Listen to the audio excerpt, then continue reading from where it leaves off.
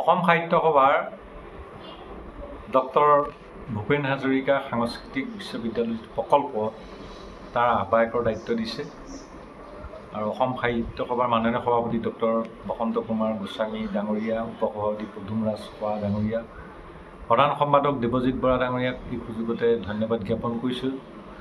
আৰু অসম সাহিত্য সভাই এক নতুন চিন্তাৰে এই বিশ্ববিদ্যালয় স্থাপন, বিশেষকৈ ডক্টৰ ভূপেন হাজৰিকা দেৱৰ স্মৃতি আৰু গোটেই সাংস্কৃতিক প্ৰকল্পৰে এই কামটো যদি কৰিব পৰা হয় অসম সাহিত্য সভাৰ মজিয়াৰ পৰা, এইটো অসমীয়া জাতিৰ কাৰণে এটা বৰ ডাঙৰ কথা কাম হ'ব।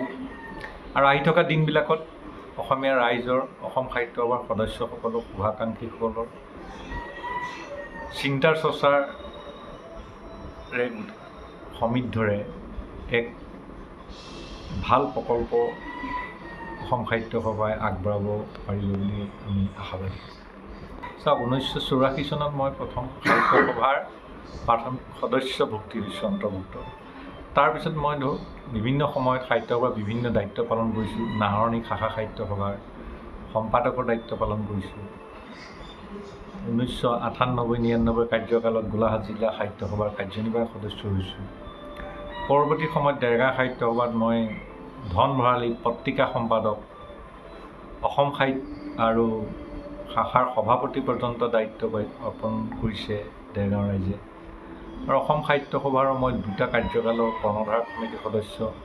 প্ৰথমকৈ সৃষ্টি কৰা কিছু বিভাগ যেনে যুৱ সংসদ, বিদেশ আন্তঃৰাজ্যিক মৈত্ৰী বন্ধন উপসমিতি, এনেকুৱা মই দায়িত্বটো আছোঁ, আহ্বায়কৰ দায়িত্ব পালন কৰিছোঁ।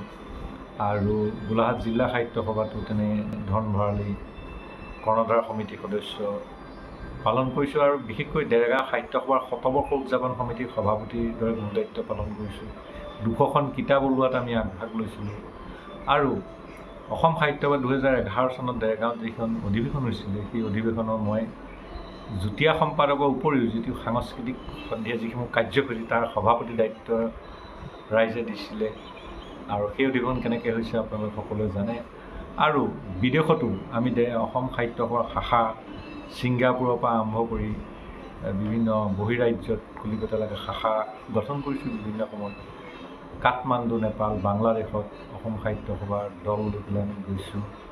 সাংস্কৃতিক সাহিত্য ভাৱ বিনিময় কৰা হৈছে, যি আৰু কহিমাৰ পৰা আৰম্ভ কৰি অৰুণাচলৰ পৰা আৰম্ভ কৰি যি এনেকৈ পাৰোঁ আমি সাহিত্য সভাৰ কাৰণে যোৱা সময়ছোৱাত সেৱা আগবঢ়াইছোঁ। খুব চমুকৈ এই কথাটো মই এতিয়া দায়িত্বকালি আগবেলা পাইছোঁ। গোটেই সাহিত্য সভাৰ কাৰ্যনিৰ্বাহকৰ লগত আলোচনা নকৰাকৈ নিজা চিন্তাই তৎমুহূৰ্ততে একো ক'ব নোৱাৰিম। আৰু বিজ্ঞসকলৰ লগত আলাপ আলোচনা কৰি পেলাই এটা বৰ ভাল প্ৰকল্প আগবঢ়াব পাৰিম বুলি ভাবিছোঁ। কাৰ্যকালৰ বিগত সময়বিলাকত সাহিত্য সভাৰ কেৱল মাত্ৰ বিতৰ্ক আপুনিও তাৰ ভিতৰৰ মাজত সোমাই থাকি আপুনি মুকলি সমালোচনা আগবাঢ়িছিলে। মই ভাবোঁ ঠিক তেনেকৈ মই ভবা নাই, কাৰণ সাহিত্য সভাত কিছু মানুহক দায়িত্ব দিবই, ধৰক 150-200 মানুহ বা 300 মানুহক দায়িত্ব দিব লাগিব। শতাধিক কাৰ্যনিৰ্বাহক সদস্য বা আমাৰ 50জনমান আহ্বায়ক বা বিষয়ববীয়াও আছে, দিবই লাগিব। কোনো লোকক মোক নিদিলেও আনক দিব লাগিব, তেনেকুৱা এগৰাকী সাহিত্য সভাৰ সদস্য হিচাপে বোধহয় মোক দায়িত্ব দিছে। আৰু যিটো কথা বা যিখিনি কথা মনলৈ আহিব, ৰাইজৰ মনৰ কথা, কিবা যদি নকৰিবলগীয়া কাম দেখোঁ, এই কথা বতৰাবোৰ আগতো কৈ আহিছোঁ, আগতো ক'ম।